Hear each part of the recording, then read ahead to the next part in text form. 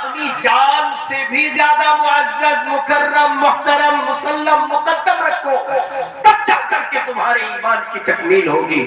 وقفے کے بعد فاروق اعظم نے کہا اب آپ مجھے میری جان سے بھی زیادہ عزیز ہیں۔ کالی کملی والے نے کہا الآن اب تمہارا ایمان مکمل ہو گیا۔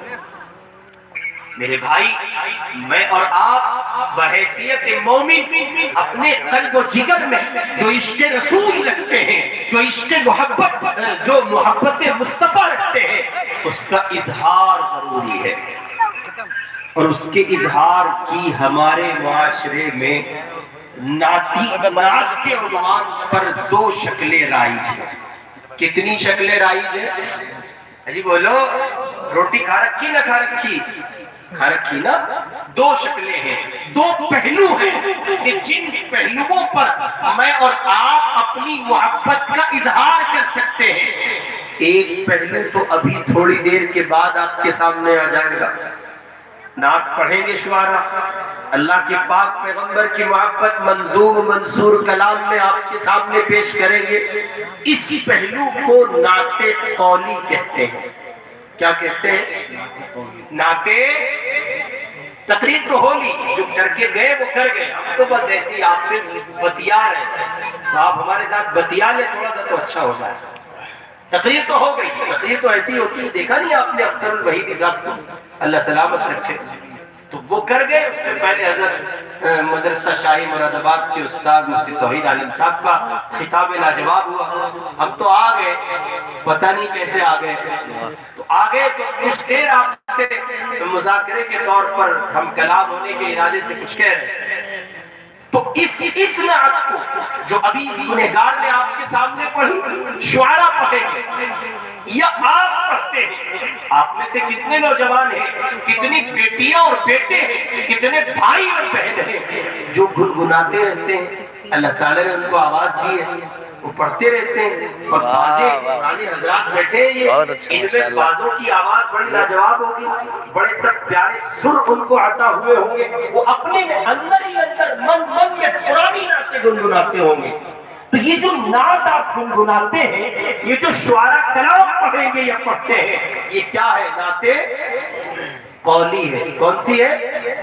بول کے بتاؤ، ایسے پیچھے تھوڑے چھوڑوں گا۔ نعت جتنا ساتھ ہوگے اتنی جلدی چھوڑ دوں گا، ورنہ میرے پاس ٹائم ہے، میں سب سے زیادہ جفا کشی برداشت کر کے پہنچا ہوں یہاں، تو مجھے جلدی سے یہ آپ کے ذمہ داران بھی نہیں چھیڑیں گے، بیچارے رعایت کریں گے، لیکن آپ جتنا ساتھ دیں گے اتنی جلدی چھوڑ دوں گا انشاءاللہ۔ تو اس نعت کو کیا کہتے ہیں؟ نعت قولی۔ یہی نعت میرے آپ کی آنکھ میں آ جائے، کان میں آ جائے، زبان میں آ جائے، ہاتھ اور پاؤں کا حصہ ہو جائے، یہی نعت میری آپ کی فکر کا حصہ ہو جائے، یہی نعت میرے آپ کے چال چلن کا حصہ ہو جائے، میرے آپ کے کردار میں آ جائے۔ اس نعت کو نعت فعلی کہتے ہیں۔ یوں نعت کی 2 قسمیں ہیں، نعت قولی اور نعت فعلی۔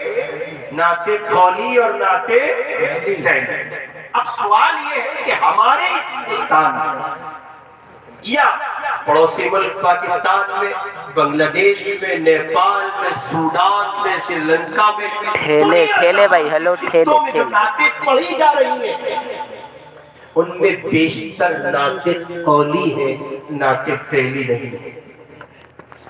کون سی نعت پڑھی جا رہی ہے؟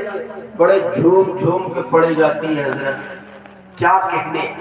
یوٹیوب کا زمانہ ہے، ایک سے ایک پڑھ کر نعت خواہ موجود، کلام معنویت کا حامل، جادوئی لب و لہجہ، پرسوز نغمات کے مالک، حسین و دلکش ترنم اور مترنم لہجے کے مالک شعراء، خوب سیرابی کے ساتھ، خوب دل جمعی کے ساتھ نعت پڑھتے ہیں، نعت گنگناتے ہیں، مصطفیٰ کی شان بیان کرتے ہیں، مصطفیٰ کی عظمت بیان کرتے ہیں، مصطفیٰ کا مقام بیان کرتے ہیں، ان کے اشعار بولتے ہیں، اشعار میں پنہا الفاظ بولتے ہیں، الفاظ میں پنہا تعبیر بولتی ہے، تعبیر میں پنہا تخیل بولتا ہے، اس سب کے پیچھے محبت بولتی ہے۔